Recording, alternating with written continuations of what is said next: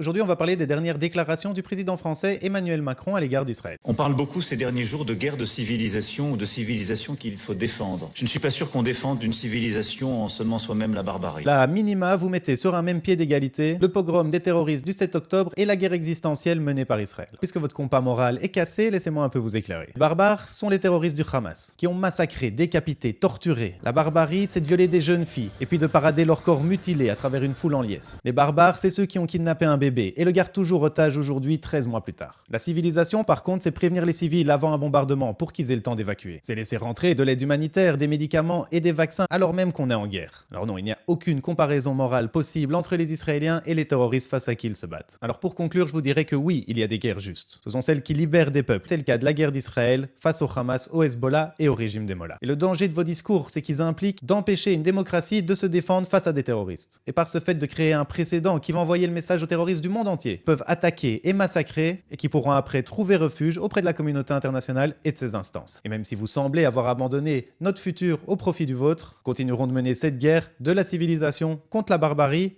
pour nous, mais aussi pour vous, même si vous vous en rendez pas encore compte.